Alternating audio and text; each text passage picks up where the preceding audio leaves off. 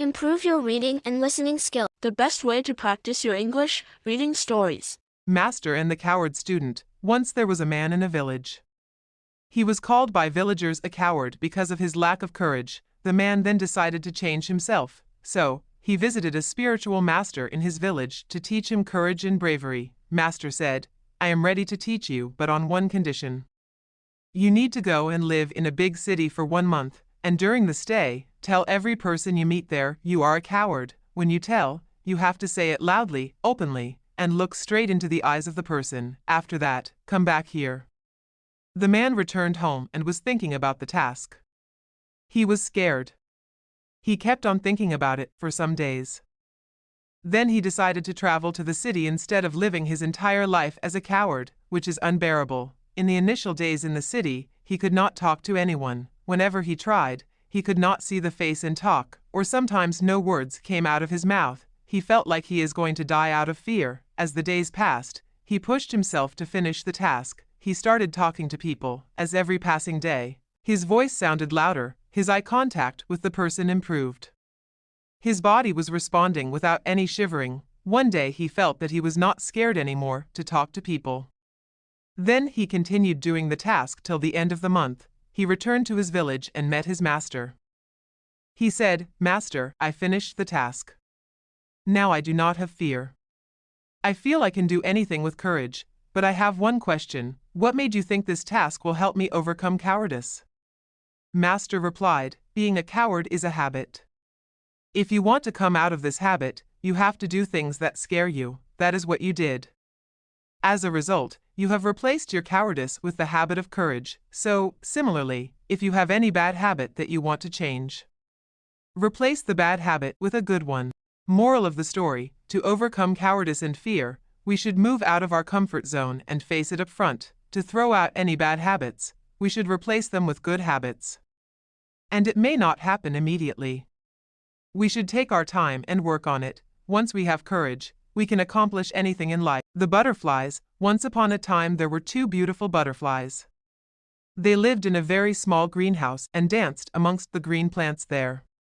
They smiled at the delicate little ferns and sang to the big leafed trees, with all the little climbing plants, twisting and turning themselves around and around. They loved the little starflowers that peeped from within the leaves. The little butterflies were happy. For a long time, the little butterflies were so busy, growing and dancing and singing, that they did not notice what was on the other side of the glass. Then one day, they happened to be sitting quietly on a leaf, when they suddenly saw out of the window a beautiful garden, full of flowers of every color. Above it shone the sun in a brilliant blue sky, where birds swooped and sang with joyful cries. The little butterflies nudged each other and gazed with delight at the garden. Their eyes fell at last on a tall rose bush, with deep red roses standing tall on long stems, and all about them were planted graceful white lilies, which swayed gently in the breeze. "How lovely that big red flower is," sighed one little butterfly. "I know she would be my friend if only we were able to go out into the garden." "Yes," murmured the second little butterfly very dreamily. "If only we were free to dance amongst the blossoms. I would dance all day, and when the dear sun went to sleep I would curl up inside one of those beautiful white flowers. I would feel very safe with her to care for me. We have loved it in our little greenhouse. It kept us safe while we were growing up, but now we are bigger and we are ready for adventures in a bigger world," they thought, but then they sighed a little, even trembled, as they thought of the old man who cared for the garden. They were very shy little butterflies, and they thought him very fierce. They had heard him shout at the birds, shake his fists and stamp his feet. "Leave my strawberries alone," he would cry. They didn't know what strawberries were, but they were frightened by his anger. So whenever he opened the door and came into the glass house, they stayed very quietly under a leaf and watched until he was gone. But it meant they could never go into the garden. They were too frightened of what might happen. The 2 little butterflies thought about the beautiful garden they wanted to visit so much, and then about the fierce old man, and they cried and cried and cried. Their friend, the little striped bee, who visited them from the garden, tried to reassure them and told them the old man was not really so fierce and that they really should be brave, but the little butterflies only cried all the more. They were so busy crying that they did not notice the old man come up to the glass house and open the door. They did not see the old man come up to the place where they were sitting. Suddenly they heard him ask, ever so gently, "What is the matter, my little butterflies?" They felt very small and frightened. In fact, they were so busy being frightened that they did not see his loving look or hear the gentleness in his voice. However, they looked at each other and thought alike to themselves, as they often did because they were such very good friends, that perhaps they should take the bee's advice and be brave, if they ever wanted to go into the beautiful garden. So one little butterfly took a deep breath, stood up very tall, and answered the old man, "We were born in your glass house and we have been very happy here, but now that we are bigger, we want to go out into the garden. Please." The second little butterfly nodded her head very vigorously. They both still felt rather scared, but they looked the old man in the eye, very politely of course, and even managed to feel just a little pleased with themselves for saying what they wanted to say. Then, to their surprise, the old man smiled and said, "Of course you want to go out into the garden. Every butterfly should be free to have a garden to dance and sing in, with birds and bees and flowers for company. I'll leave the door open for you to go out and in." And so he did. Then he walked slowly back out into the garden and went on hoeing the weeds. The little butterflies were so surprised at what had happened that for a while they just sat on their leaf. Then, still just a little unsure, they moved closer to the door and finally fluttered nervously into the garden. There they smelt the sweet scents of the flowers. The young plants and the little bees, busy in the flowers, called out to them, good day, welcome to our garden." Very soon they were dancing around the garden, and just between you and me, they were so full of joy that they even did some somersaults around the sweet peas. At first the little butterflies used to go back into the glass house at night. Eventually, just as the one had foreseen, she made a special friend of the rose, and one night she even snuggled in amongst the velvety petals until she was completely surrounded by redness and softness and went to sleep. The other little butterfly had made a special friend of the lily, and she too was cradled in a soft scented bed to go to sleep, and there amongst the plants in the greenhouse and the flowers in the garden. The two little butterflies lived with much happiness, and are still living now, for all I know. 17 camels and 3 sons. Long ago, there lived an old man with his 3 sons in a deserted village, located in the vicinity of a desert. He had 17 camels, and they were the main source of his income. He used to rent out camels as a means of shipping in the desert. One day, he passed away. He had left a will, leaving his assets for his 3 sons. After the funeral and the other obligations were over, the 3 sons read the will. While their father had divided all the property he had into 3 equal parts, he had divided the 17 camels in a different way. They were not shared equally among the 3, as 17 is an odd number and a prime number, which cannot be divided. The old man had stated that the eldest son will own half of the 17 camels, the middle one will get 1/3 of the 17 camels, and the youngest one will get his share of camels as 1/9. All of them were stunned to read the will and questioned each other how to divide the 17 camels as mentioned in the will. It is not possible to divide 17 camels and give half of the 17 camels to the eldest one. It is not possible also to divide the camels for the other 2 sons. They spent several days thinking of ways to divide the camels as mentioned in the will, but none could find the answer. They finally took the issue to the wise man in their village. The wise man heard the problem and instantly found a solution. He asked them to bring all the 17 camels to him.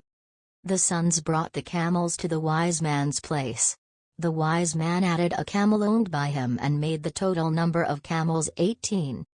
Now, he asked the first son to read the will. As per the will, the eldest son got half the camels, which now counted to 18, 2 equals 9 camels. The eldest one got 9 camels as his share. The remaining camels were 9. The wise man asked the second son to read the will. He was assigned 1/3 of the total camels. It came to 18, 3 equals 6 camels. The second son got 6 camels as his share. Total number of camels shared by the elder sons, 9 plus 6 equals 15 camels. The third son read out his share of camels, 1/9 of the total number of camels, 18, 9 equals 2 camels. The youngest one got 2 camels as his share. Totally there were 9 plus 6 plus 2 camels shared by the brothers, which counted to 17 camels. Now, the 1 camel added by the wise man was taken back.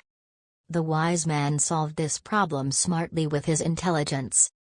Intelligence is nothing but finding a common ground to solve an issue. In short, every problem has a solution.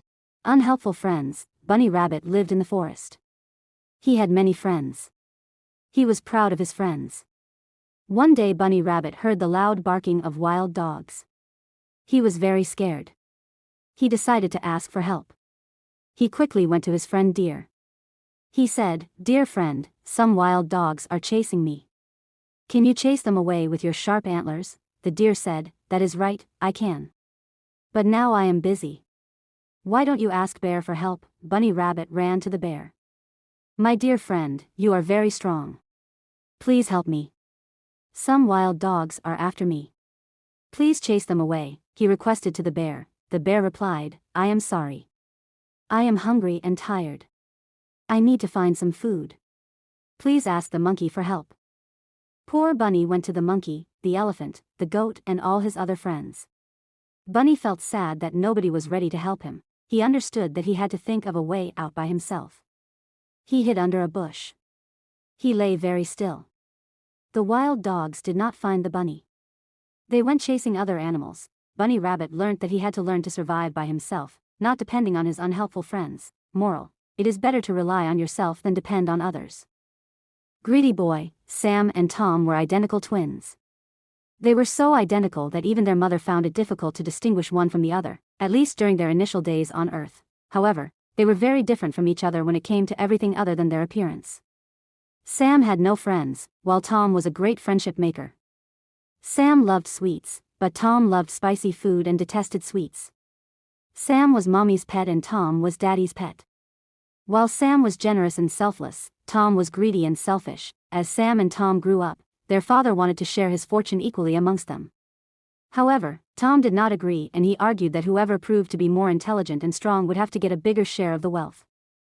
Sam agreed. Their father decided to organize a competition between the two. He asked the 2 sons to walk as long as they could, and return home before sunset. The wealth would be divided in proportion to the distance covered. As a rule of the competition, they were not permitted to carry a watch to keep track of the time. The following day, Sam and Tom set out to walk. It was a rather sunny day. Sam walked slowly and steadily, while Tom broke into a sprint as he was bent on winning the race and also winning a greater portion of his father's wealth. Sam knew that it would be ideal to walk as far as possible till noon and start for home at noon, as it would take the same amount of time to walk back home. Knowing this, Sam decided to turn back for home at noon so as reach home on time. However, Tom, with his greed to earn more wealth, did not attempt to return home even after mid-noon. He walked twice as long as Sam, and thought he would still be able to return home before sunset. He hurried back when he saw the sun turn orange. Unfortunately, he could not even make it halfway home as the sun started to set. Slowly darkness engulfed his path and he had to drag his tired feet back home. He had lost the race. Change yourself and not the world. Long ago, people lived happily under the rule of a king. The people of the kingdom were very happy as they led a very prosperous life with an abundance of wealth and no misfortunes. Once, the king decided to go visiting places of historical importance and pilgrim centers at distant places.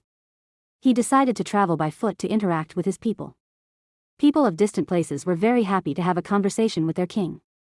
They were proud that their king had a kind heart. After several weeks of travel, the king returned to the palace.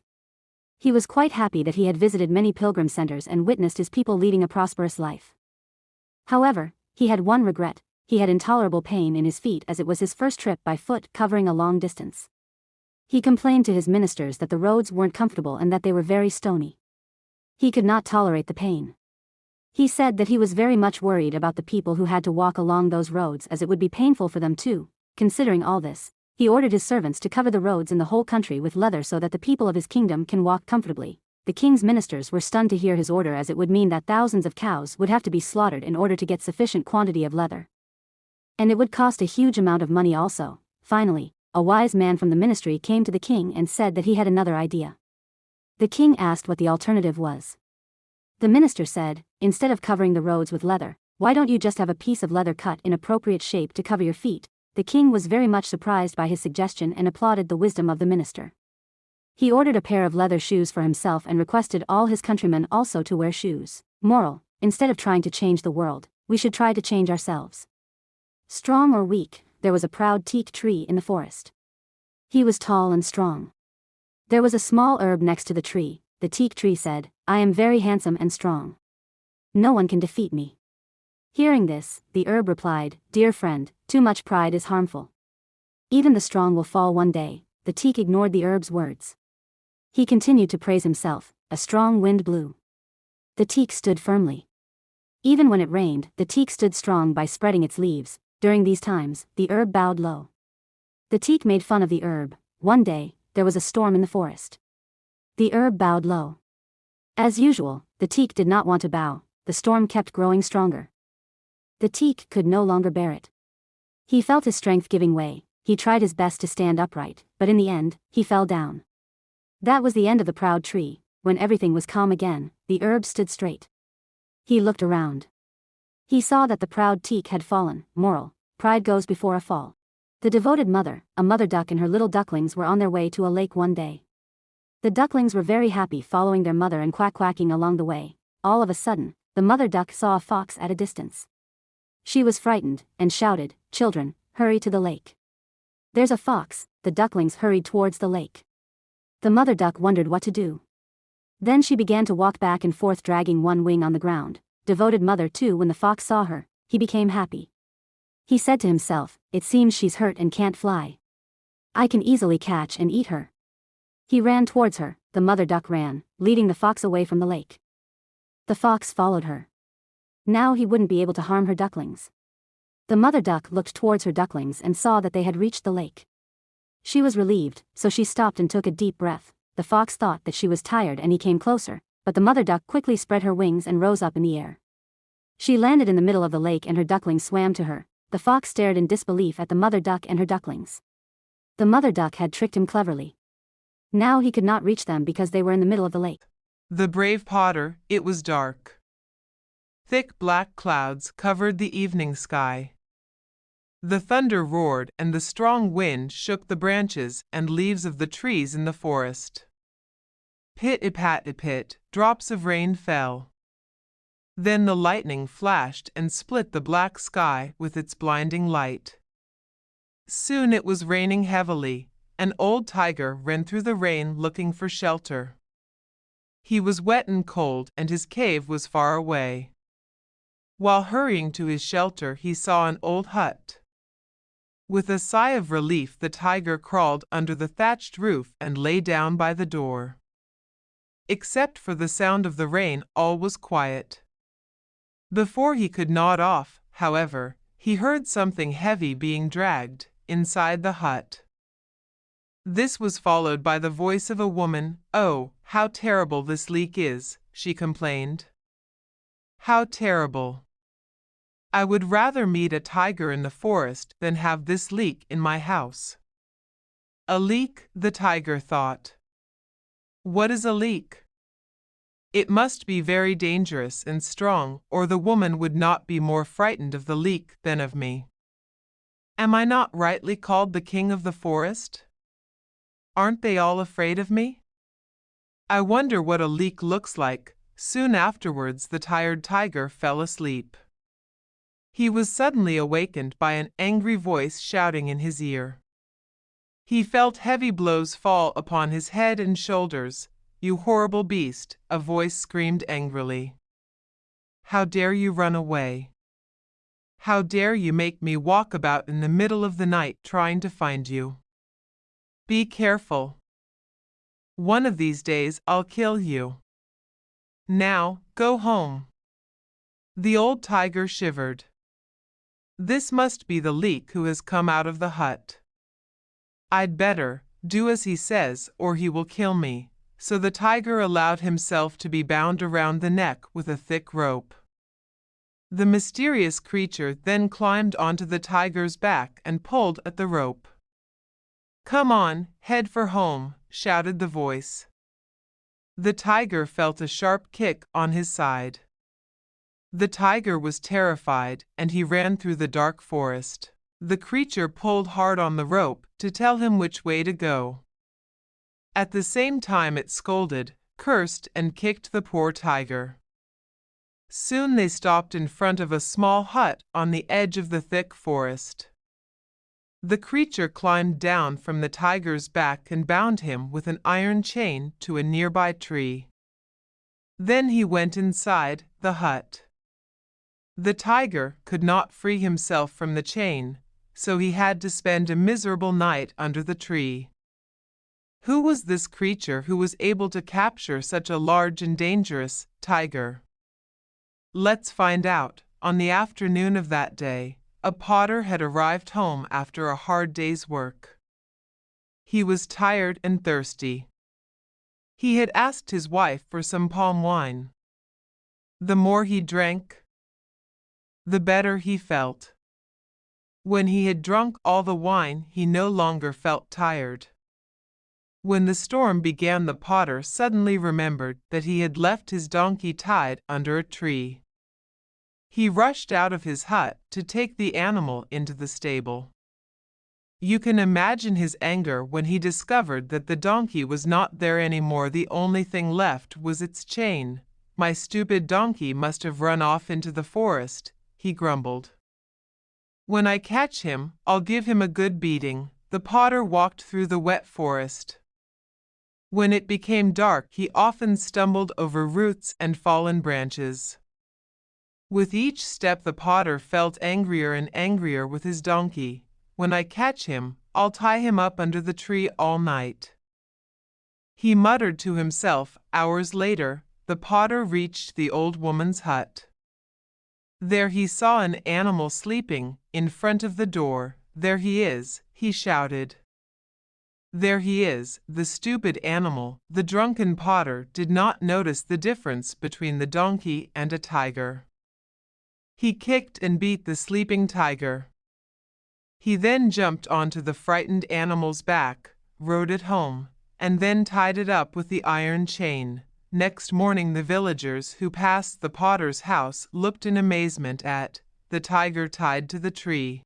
Soon the news spread throughout the village that the potter had caught a tiger and tied it to a tree in his yard. All the villagers praised his courage. They also thanked him because the tiger had eaten many of their goats and buffaloes. They had tried to catch him for many years but had failed. Of course, the potter said that he had done nothing of the sort. He said that he had only brought his donkey home. He did not understand how a donkey could change into a tiger. When he saw the tiger, he fainted. Nobody, however, believed the potter's story.